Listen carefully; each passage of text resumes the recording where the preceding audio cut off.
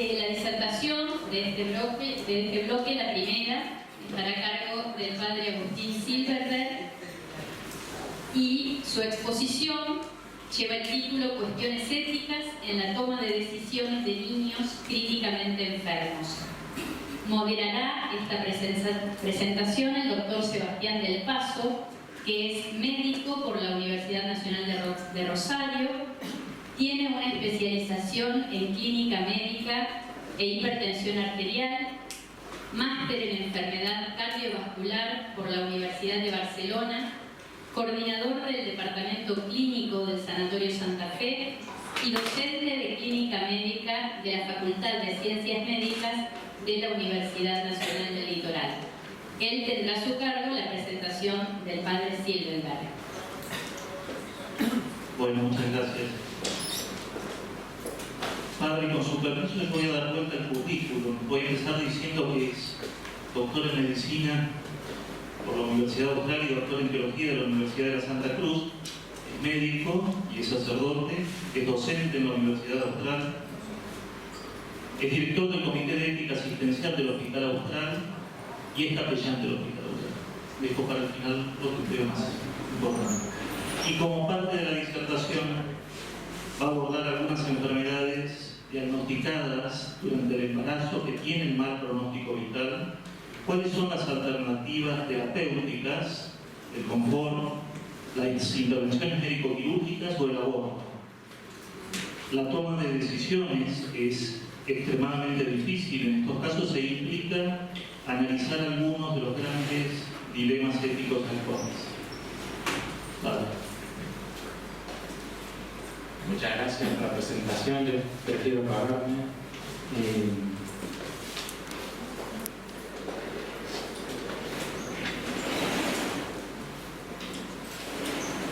Bueno, gracias por la invitación a participar en esta jornada tan interesante.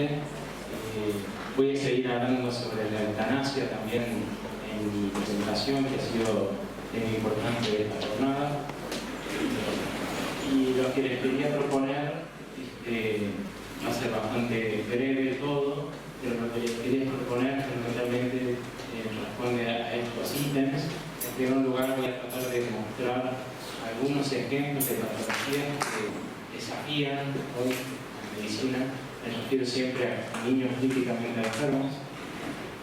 En dónde está la complejidad para la toma de buenas decisiones. En primer lugar, cuál debería ser la respuesta de la medicina misma, y después el añadido, me gusta pensarlo así, el aporte de la ética a esas buenas decisiones de la medicina. Y por último, no lo pongo en último lugar por menos importante, pero lo pongo así, espero llegar hasta allí, el rol de los padres en la toma de decisiones de niños críticamente enfermos.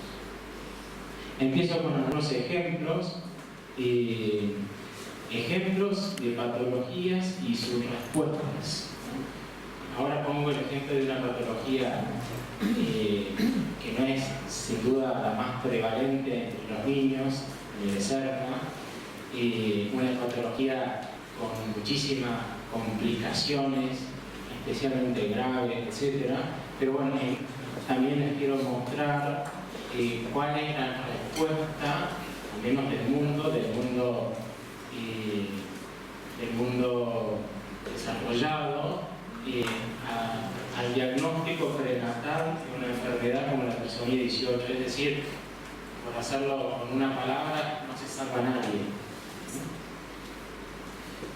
Otro ejemplo, los niños que nacen con mielomeningocele, otra enfermedad.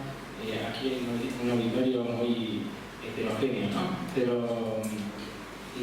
donde también se puede hacer diagnóstico prenatal, y hoy en Argentina se realizan cirugías intraútero que cambia importantemente la calidad de vida que va a tener ese niño una vez nacido.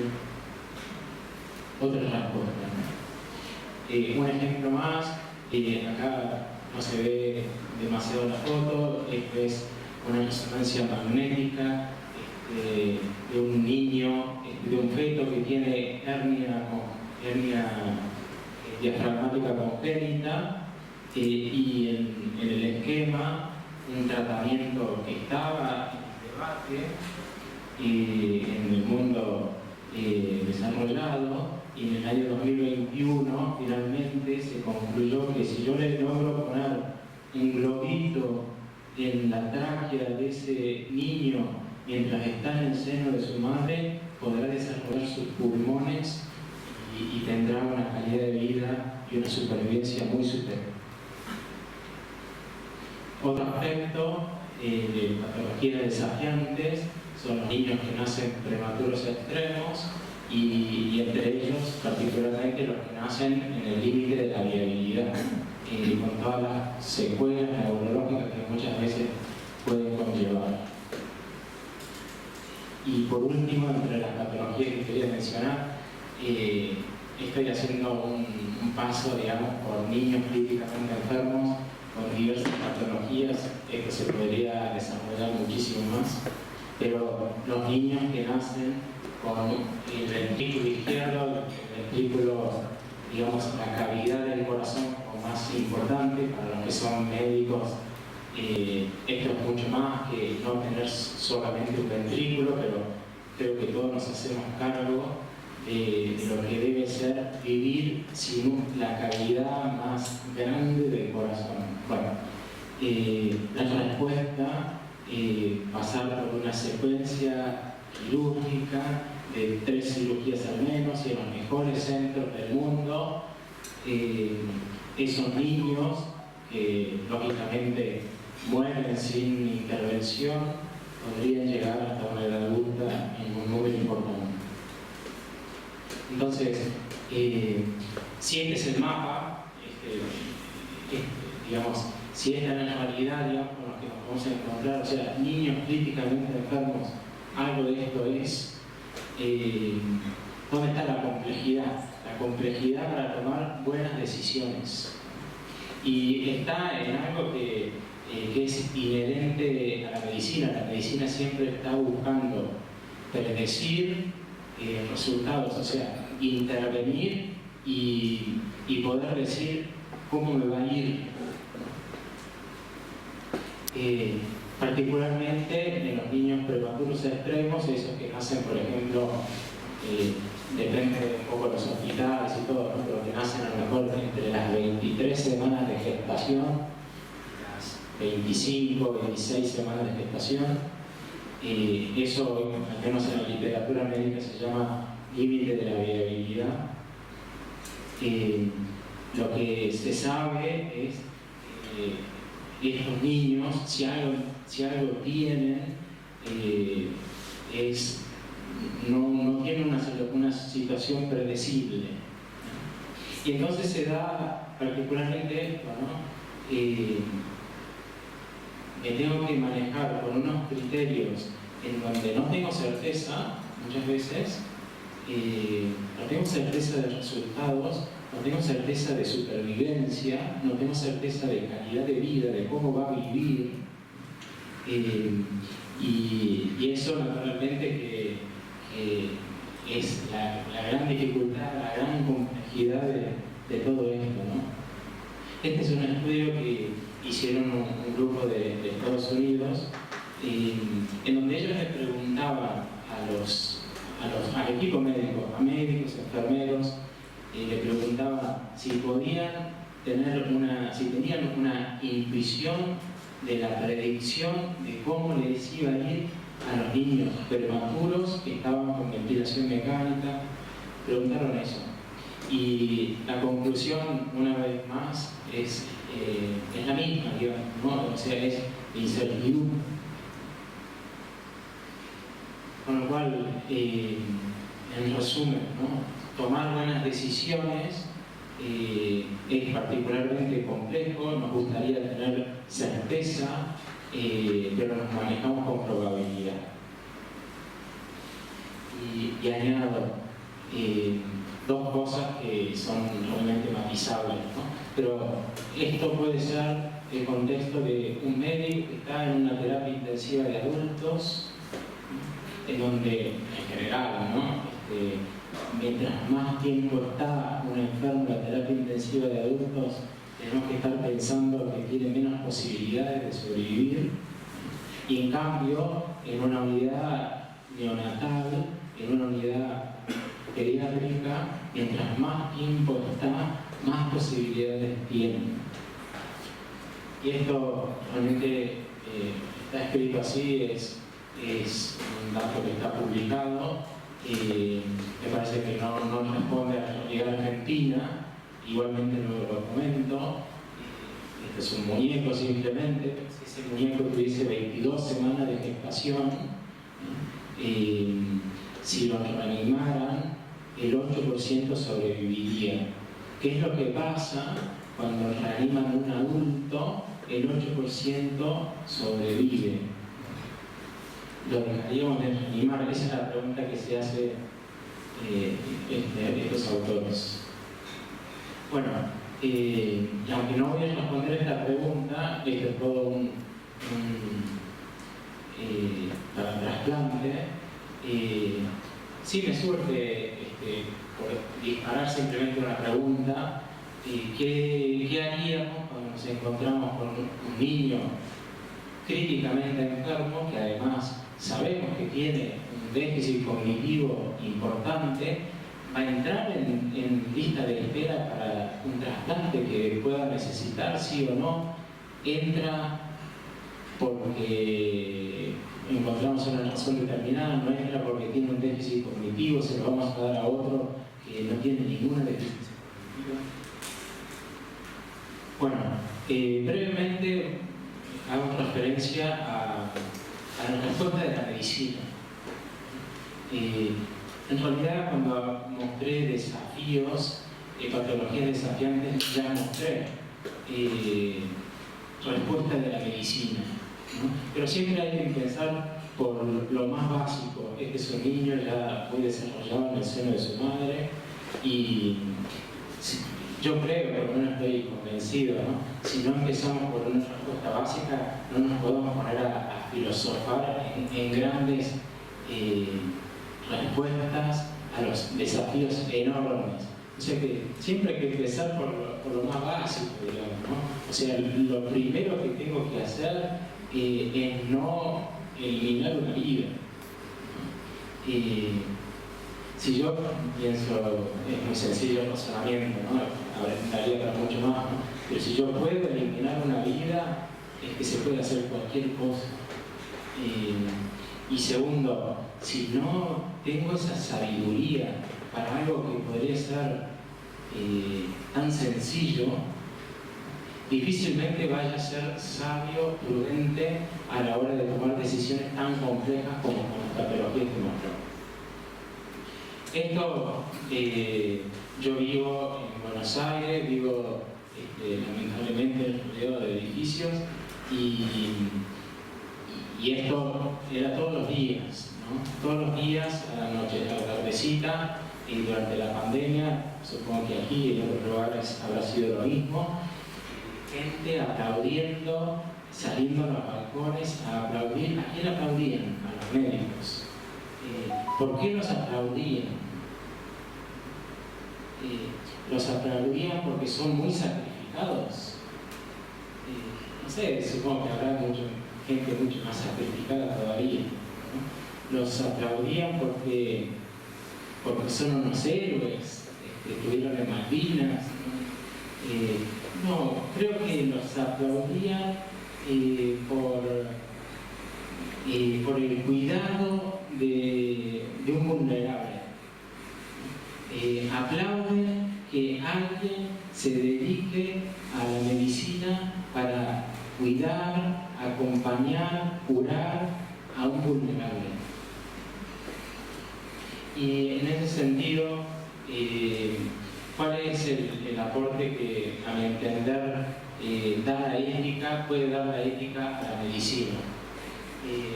Hace unos años leía un libro de un filósofo español que se llama Alejandro Llano, y él daba esta definición de ética. En realidad no estaba hablando sobre el tema, estaba hablando de otra cosa, pero deslizó esta definición que la verdad que yo las recogí y me encantan y les las comparto.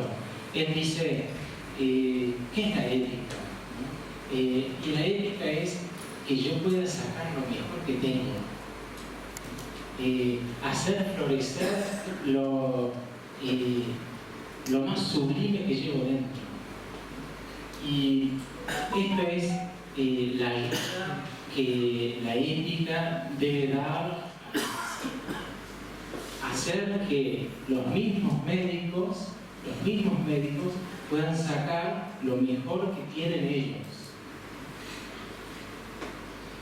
Bueno,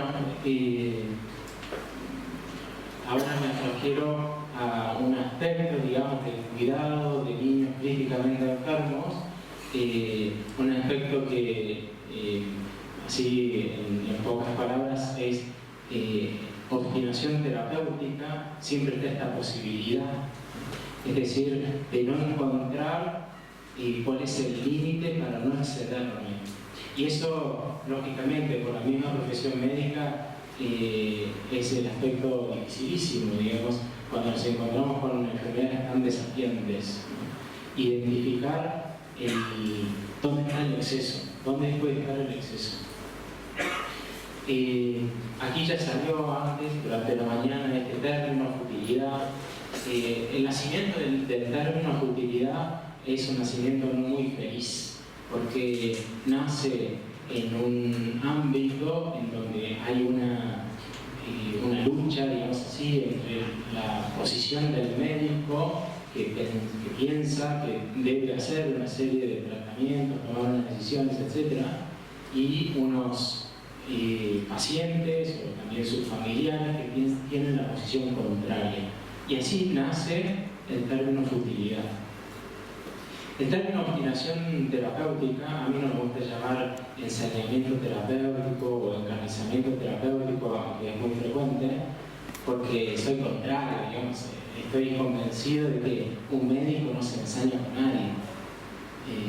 Cuando un médico actúa, en ningún momento está pensando en ensañarse con algo. Más bien, sí puede ser, y creo que es más entendible, que no encuentre el límite del exceso y entonces un poco obstinadamente insista, quizá demasiado. Y además el término en sí mismo, obstinación terapéutica, es mucho menos conflictivo. El término de futilidad hace referencia a un mito. El término latino hace referencia a un mito griego. El mito griego era el rey Danao. Él tenía 50 mujeres, tenía 50 hijas y se habían portado mal, se acostumbraban a portar mal porque ellas mataban a sus maridos, ¿no? Y entonces les pusieron como pena llevar de por vida un recipiente que tenía una característica, que era que en su base tenía un pequeño agujero.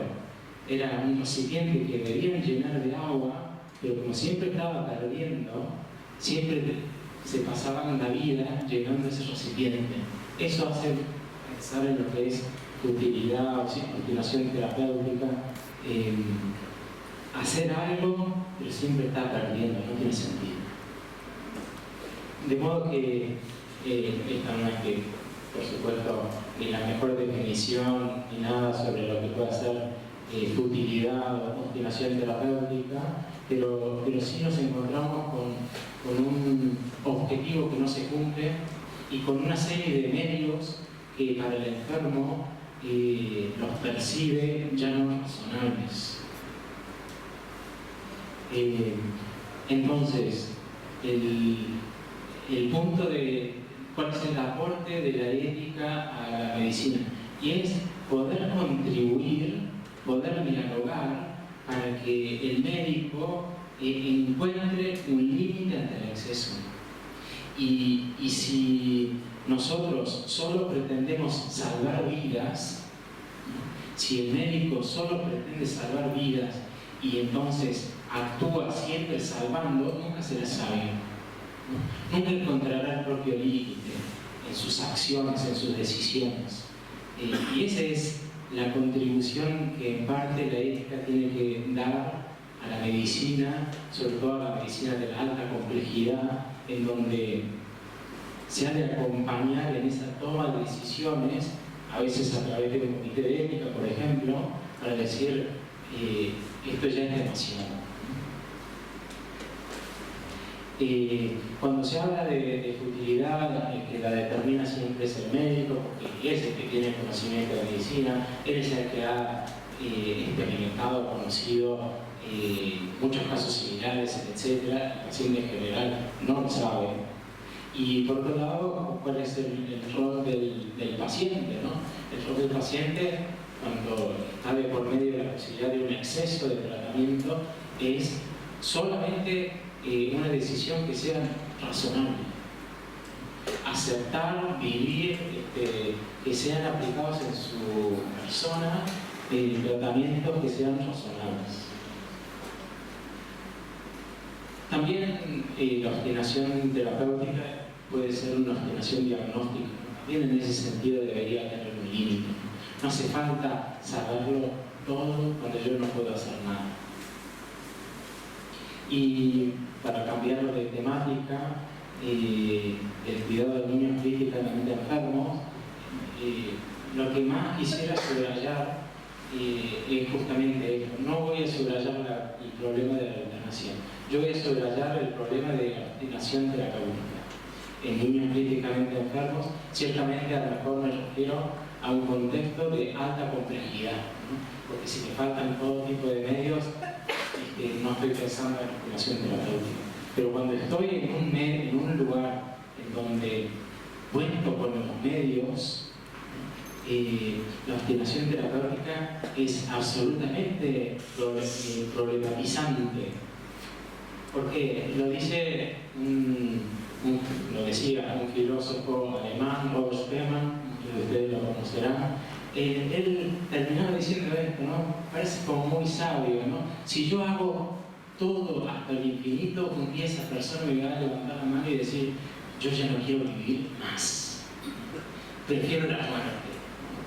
Y cuando nosotros hablamos de la eutanasia, esta mañana se habló de la eutanasia, discutimos sobre la eutanasia, ojo que si hacemos de más, si en nuestros hospitales hacemos de más, nos van a pedir eutanasia. Si los enfermos, hoy salía, ¿no? Un enfermo con ELA se hace hasta el último tratamiento posible, experimental con un paciente con ELA, mañana te va a pedir la eutanasia. Hay un estudio de un hospital, de un policlínico de Roma. Ellos siguieron a 1.800 enfermos con ELA. Lo comento para los que no son médicos, aunque parece que todos más o menos lo sabemos. Los enfermos con ELA finalmente tienen una dificultad respiratoria y entonces siguieron a 1.800 pacientes y encontraron que solo 35% siguió el camino de la ventilación mecánica y se fue a su casa. O sea, de irse a su casa con un respirador artificial, digamos así. Y en cambio, el 65-66% restante dijo, yo me freno en una ventilación no invasiva, en una mascarita que me ayuda a dormir mejor, a que no tenga esa sensación de falta de aire, y ahí me quedo. Voy a morir 2 años de promedio, ¿no? Eso está estudiado, estudiaron en la casística de ellos, de 1.800 enfermos. Voy a morir 2 años y medio antes. Buenísimo. El otro punto es el de la eutanasia. ¿Cómo es la pregunta de la eutanasia? El que pide la eutanasia, ¿qué pregunta hace? Siempre es la misma pregunta. Él pregunta por el sufrimiento. La eutanasia es una pregunta por el sufrimiento humano. Y salió mucho esta mañana muy interesante. Yo soy de los que piensa que si la eutanasia es respuesta al sufrimiento, es una respuesta que se cierra, que no responde nada. En el fondo, el sufrimiento humano, la experiencia del sufrimiento humano es la experiencia de una felicidad perdida. Eso es el sufrimiento humano. Es que he perdido parte de la felicidad. ¿Y cómo la recupero? Y es también, lo digo personalmente, ¿no? Puede ser muy criticable mi posición, ¿no? ¿Cómo la recupero? No la recupero solo con cuidados paliativos. La medicina no es la única, no es la respuesta de todo el problema de la felicidad humana ni de cerca. La medicina no puede responder con los cuidados paliativos que ya tenemos todo asegurado, todo saldrá bien, nadie me va a pedir la eutanasia si siempre hacemos los mejores cuidados paliativos. No me lo creo. Es una pregunta sobre el sufrimiento, es una pregunta sobre la felicidad. Y sí pienso que quien pregunta por la eutanasia, pregunta, ¿me ayudarías a morir? ¿Me ayudarías a morir? Y entonces es una pregunta que necesita ser abierta porque empieza diciendo, ¿me ayudarías? Cuando ya salí esta mañana, el paradigma es la autonomía. Si me muevo en ese paradigma, si solo baso mi respuesta a la eutanasia en cuidados paliativos y no respondo a la autonomía, estoy perdido, no conseguiré nada. Pienso justamente esto, ¿no? ¿Cuál es la respuesta a la eutanasia? La respuesta es el paradigma de relación, que va mucho más allá de la medicina. Naturalmente, la medicina tiene mucho para hacer. Un enfermo no tiene que tener dolor. Un enfermo tiene que ser cuidado integralmente. El mismo enfermo, sus familiares, un niño, sus padres, sus hermanos. Y esa es la vocación del médico. Ese es el aporte del médico. Por eso muchas veces me parece que en ese paradigma de relación lo que vale la pena preguntarse, y sobre todo cuando estoy de niños críticamente enfermos, es ¿cómo conozco más a unos padres? ¿Cómo conozco más la situación, el modo de pensar, el modo de sentir de unos padres para acompañarlos mejor ante enfermedades tan graves de sus hijos? En este sentido, lo veo un poco así, ¿no?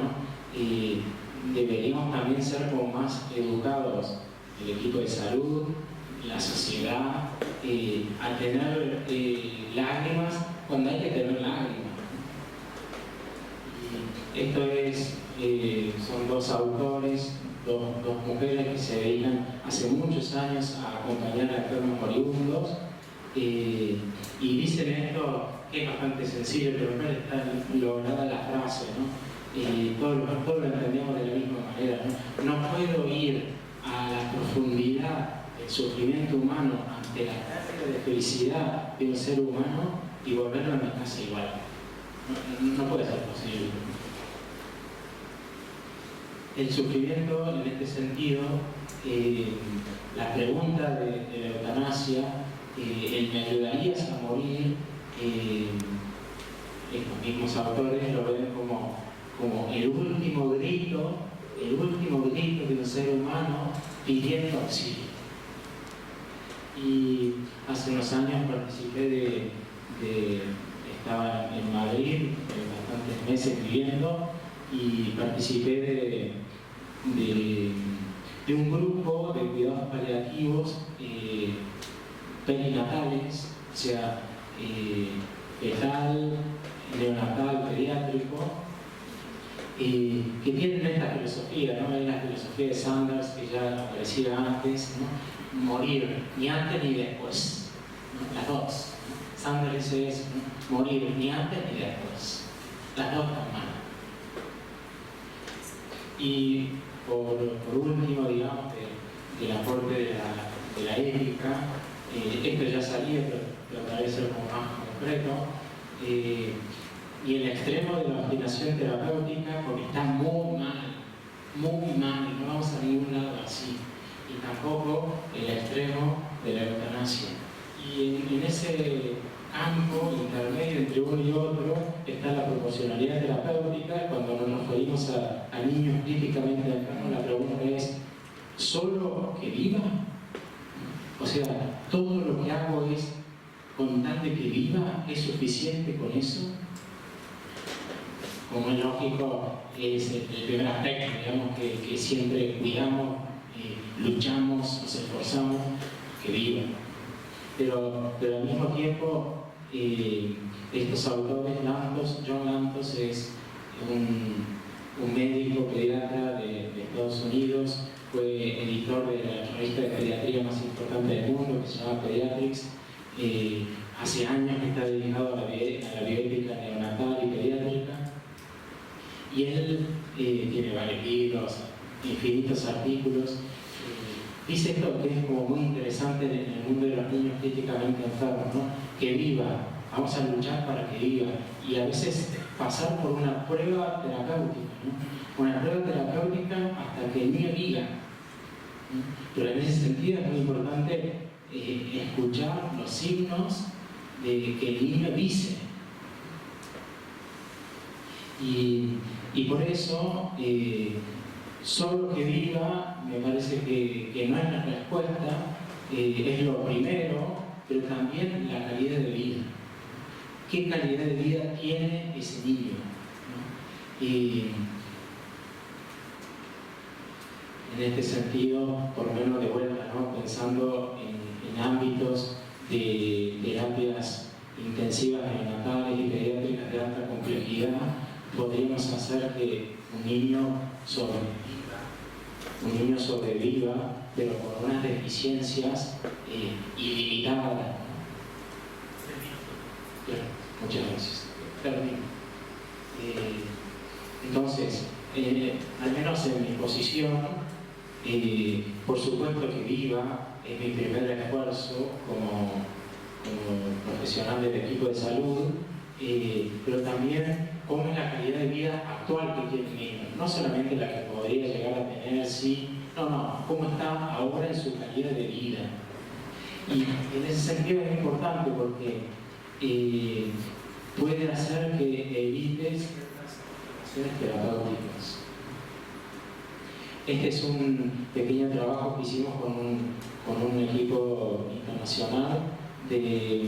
Preguntábamos a 315 neonatólogos de Buenos Aires cómo ponían límite ellos, ¿no? Eran preguntas de vuelta, ¿no? Son 36 unidades neonatales de Buenos Aires y de la provincia de Buenos Aires, solamente las unidades neonatales de alta complejidad, no de baja complejidad, siempre y cuando tenían una casuística grande, porque nacían más de 2.000 niños al año en esos hospitales. Le preguntamos cómo ponían el límite, ¿no? Y la respuesta de ellos es esta, ¿no? El límite para ellos es no progresar. O sea, en Argentina, no está mal dicho en Argentina, no porque esto era Buenos Aires, pero me animaría a decir, es mejor, en Buenos Aires, poner límite es no añadir tratamientos, ¿no? El problema de la obstinación sigue estando, porque no es suspender tratamientos que ya puse, no, es no añadir nuevos tratamientos. Eso llena de sabiduría, al mismo tiempo, en mi opinión, que podría llegar a dar, en determinados casos, al problema de la obstinación terapéutica. Termino. Entonces, tratamiento de niños críticamente enfermos. Nos encontramos con un mundo lleno de incertidumbre. Bueno, una prueba terapéutica, ¿no? Insistir hasta esperar una respuesta del niño. ¿Y cuál es el límite entre insistir? ¿Cuál es el límite entre insistir y la obstinación terapéutica? Y bueno, es la prudencia del médico. que será prudente en la medida que tome decisiones prudentes. Si nunca limita, nunca será prudente. Y por último, la calidad de vida actual del niño y predecible está llena de dificultades, por decirlo de alguna manera, también es un dato, es un criterio que me ayuda a tomar decisiones en esa insistencia. Muchas gracias.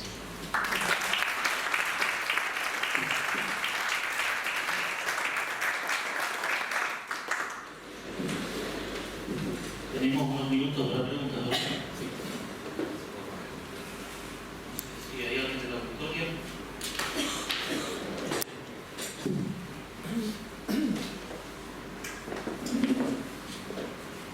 Yo hago una pregunta, padre, de su experiencia.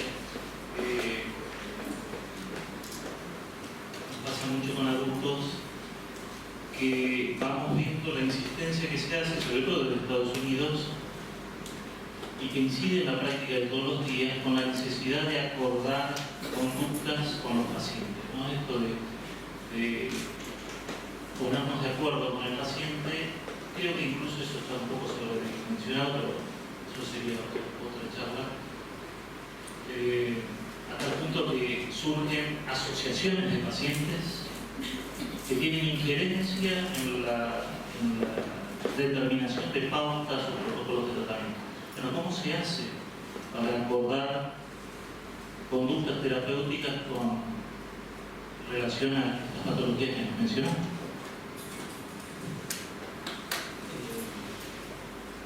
Sí, me gusta mucho pensar en la relación médico-paciente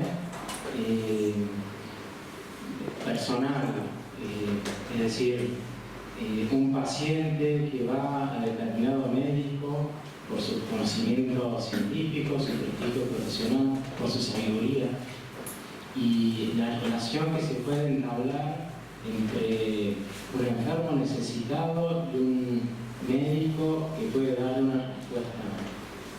Cuando intervienen otros, me deja de gustar un poco, porque por la razón que sea, ese intervenir otros, siempre y cuando naturalmente el paciente sea competente, tergiversan una relación que únicamente debe darse entre esos dos protagonistas.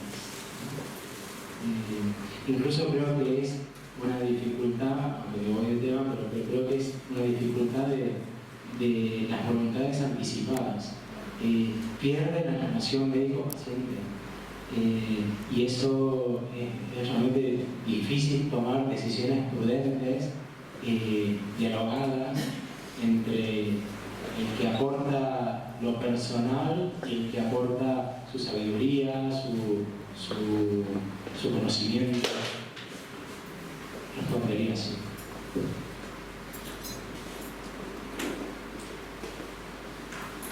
Buenas tardes, Padre Bote. Una vez leí un libro sobre qué es un muerto, cómo saber cuándo la persona murió. Entonces, hago unos criterios y decía que estos criterios había que tener cuidado cuando se trataba de un caso de una persona que había muerto, presuntamente muerto por shock o que había tomado barbitúricos.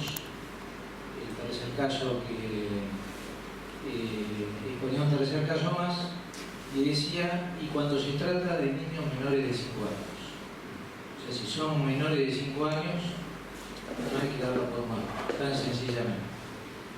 Bueno, primero quería saber si algo sabía decir así, y en segundo lugar, si era así, me parece que en ese punto que dice el límite entre insistencia terapéutica y obstinación terapéutica, da la sensación de que en el caso de los niños hay como un mayor derecho comparativamente con los adultos en insistir terapéuticamente o probar, o no comprendí muy bien lo de no escalar en nuevos tratamientos cuando a lo mejor puede ser que los niños tengan una capacidad de recuperación que tal vez los adultos no tengan. No sé si es así la experiencia Esa sería la tesis.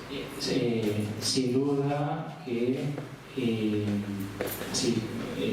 la primera frase es la insistencia terapéutica que brindaría a un niño es mayor, sin duda, a la de un adulto exponencialmente, o para decirlo sencillamente, en uno insistiría 10, en el otro insistiría 3, por decirlo. Y es una intuición que todos tenemos, ¿no? Uno está iniciando la vida y el otro la está terminando. El problema, me parece a mí, de vuelta, ¿no? Es muy importante en el contexto clínico en donde uno se encuentra.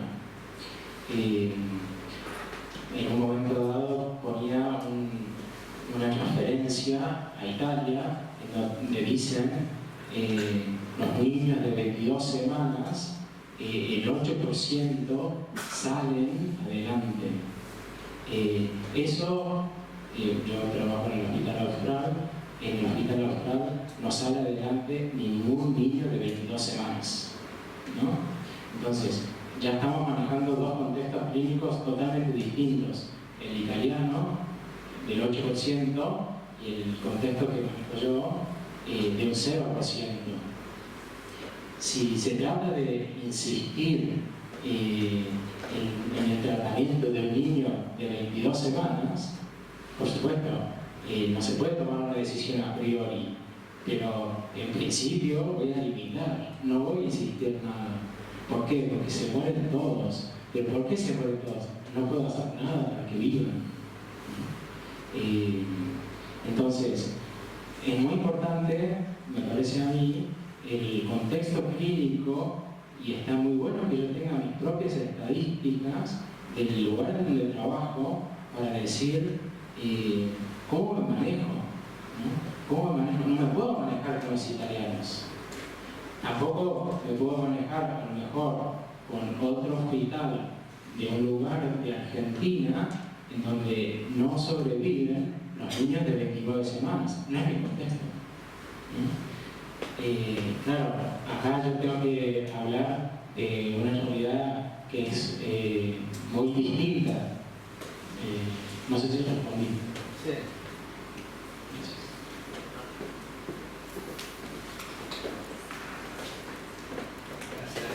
Padre, dos consultas, si es tan amable.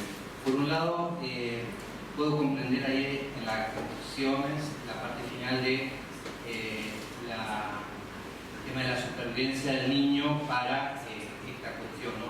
Pero no termino de comprender el tema de la previsibilidad de la calidad de vida, no me cierra. ¿En qué sentido, perdón? No me cierra en cuanto al aporte que, bueno, la sociedad o cualquier persona cualquier tipo de discapacidad pueda tener, ¿no?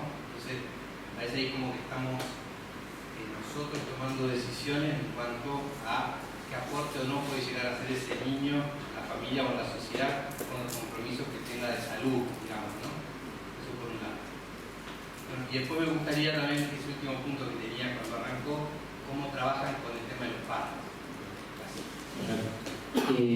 Nosotros hicimos un pequeño trabajo, me parece que es una respuesta mucho más amplia que la que puse sobre calidad de vida. Hicimos un trabajo con médicos de España. Entonces, son varios aspectos. Por un lado, ¿cuál es la calidad de vida que tiene ese niño hoy deficiente? Eso es un dato que ayuda en la toma de decisiones y en ningún sentido las decisiones tomadas deben irle en contra en cuanto a supervivencia. Ahora, cuando las decisiones de prematuros extremos es que viven un niño de 23 semanas, también depende del contexto en donde uno se encuentre, ¿no? Pero un niño de 23 semanas en donde el porcentaje de supervivencia de mi hospital es bajo, es muy bajo, y requiere una serie de tratamientos extremos. Y además, la calidad de vida, en el caso de que sobreviva, es extremadamente deficitaria. Yo tengo que embarcarme en ese camino. Yo soy de la posición de no. Se puede pensar distinto, naturalmente. Creo que mi posición no es criticable, al menos en cuanto a decisión en contra de una vida humana, ¿no? Y en ningún sentido estoy pensando, no, porque va a tener una serie de deficiencias, dejemos de hacer cosas. No pienso así, ¿no? Para nada. Solamente estoy queriendo decir es que la gran mayoría muere, si no es el 90%, y si alguien logra sobrevivir en un estado vital que en parte lo hemos producido por la tecnología. No me gusta. Es mi opinión. Y el otro aspecto lo voy a mostrar con un pequeño trabajo. Nosotros hicimos un trabajo entrevistamos a los padres de los niños que nacen en nuestro hospital con hipoplasia ventrículo izquierdo, o sea, sin corazón izquierdo, sin ventrículo izquierdo. Estos son algunos de los datos. Fíjense, viven en promedio, ¿no? La mediana, 60 días en la terapia intensiva, 18 días con ventilación mecánica, 28 días con inotrópicos, son términos, recuerdo, bastante médicos. Les preguntamos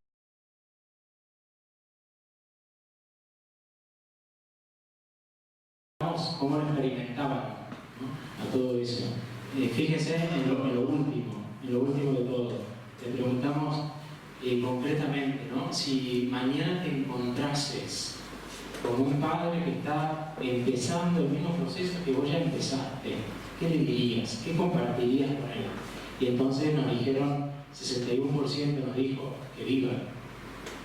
61% dijo que viva, 54% son las respuestas más significativas, dijo que no sientan culpa porque sabemos que se mueren, que muchos se mueren. Estos son los datos. Los datos son de 13 entrevistas que hicimos, 5 de los niños ya habían fallecido, 8 estaban vivos en este momento, y le preguntamos a los padres qué harían. Fíjense las últimas dos, no se mareen con lo demás. ¿Qué dicen los padres de niños fallecidos? Qué importante, ¿verdad? ¿Qué te dicen los padres cuyos hijos tenían hipoplasia ventrículo izquierdo, que empezaron el proceso, una cirugía, etcétera, y que fallecieron? Evitar el sufrimiento. ¿Quién se lo va a producir el sufrimiento? El tratamiento médico. Y en cambio, los niños vivos, o sea, los padres de niños vivos, ninguno te dice eso. Y que no sientan culpa. ¿Quién te dice que no sientan culpa, no? Te lo dicen los padres de niños fallecidos, ¿no? El doble que los padres de niños vivos. De modo que nosotros empezamos este trabajo con dos cosas. Uno, porque una niña que acá nosotros tenemos como promedio en el hospital, estuvo internada 60 días, esos niños, una niña llevaba 163 días internada, ¿no? De promedio, respirador artificial, 18 días. Ella llevaba 159 días con soporte respiratorio, ¿no? Y los padres vinieron a decir, nosotros no queremos más nada. Y eso al equipo médico y al equipo quirúrgico lo incomodó porque ellos están acostumbrados, si tienen hipoplasia ventrículo izquierdo, tienen que hacer una cirugía, a los meses la segunda y después a los pocos años la tercera, y a lo mejor así llega a la adolescencia, en algún caso, y unos padres se bajaron de ese programa, ¿no? ¿Por qué se bajaron? Y porque estaban experimentando que la medicina a su hija la estaba destruyendo, ¿no? Entonces, ¿cuál es el rol de los padres? También el rol de los padres, después de que ha intervenido el equipo médico, que es el que tiene experiencia, que sabe la eficacia de los tratamientos, es dilucidar entre lo que es razonable y no es razonable. Y a mí, por lo menos cuando preguntaron en el comité de ética de nuestro hospital, esta chica que se llamaba Clarita, que lleva 163 días internada en la terapia intensiva del hospital, que se ha ido de todo parámetro, y los padres le dicen, no continuemos. Preguntaron al comité, ¿les parece razonable? Muy razonable. A mí me parece muy razonable. Y esa es la respuesta que me parece que los padres deberían dar. O sea, los médicos proponen, de acuerdo a la eficacia fisiológica, de acuerdo a la experiencia, y ver respuestas, ¿no? Y los padres tienen que poder decir, ¿no? Trazar un límite propio del razonable. No sé si pueden. La última pregunta para este bloque. Sí, más que una pregunta, que en realidad era un comentario, ¿no? Bueno, yo pertenezco al Comité de Bioética del Hospital Cuyen, y además trabajo en el servicio de neonatología del Hospital Cuyen y en el servicio de neonatología del Hospital Neus. Lo que sí quería comentarles es que en el Hospital Cuyen ya hace un par de años que formamos un equipo funcional, se llama de cuidados paliativos perinatales. Ahí escuchaba en la presentación, recordemos que cuidados paliativos no es solamente el médico, ¿no? Sino también está integrado por un equipo interdisciplinario donde tenemos enfermeras, trabajadores sociales, gente, digamos, religiosa, kinesiólogos, ¿sí? Porque atiende el sufrimiento no solamente físico, biológico, sino de todas las esferas del ser humano. Un poco para comentar, en nuestra experiencia que hacemos abordaje, entrevistas, cuando se diagnostica una condición que amenaza la vida, como puede ser la que ustedes mencionó, la hernia fragmática, el mielomeningocele grande, las gastroquisis gigantes, ¿no? Falocelas, distintas trisomías, tratamos de hacer un abordaje desde el inicio, ¿no? Desde el diagnóstico prenatal. Y tratamos de seguir ese embarazo a esa familia durante todo el transcurso de la gestación. Hay algunos niños que se derivan a, por ejemplo, al hospital de niños y que ahí se nos dificulta un poco el seguimiento, pero en la mayoría de ellos podemos, digamos, seguir en contacto con la familia y con el niño de una u otra forma. En nuestra experiencia, y esto sí lo quiero decir, no hemos tenido a través de este seguimiento y del acompañamiento familias que nos digan que quieren finalizar el embarazo. ¿Sí? Sí. La mayoría de las familias deciden llegar hasta lo que de él embarazó o hasta el término. ¿Sí? Digo lo que de porque a veces sucede que hay, se desencadena el parto prematuro o la mamá tiene alguna condición de diabetes gestacional, hipertensión y demás que hace que ese niño tenga que nacer, ¿no? Antes de tiempo. ¿Sí? Pero en nuestra experiencia la mayoría decide continuar la gestación. Y la verdad que, bueno, no sé, por lo menos en lo personal, es muy gratificante acompañar en estas situaciones. Bueno,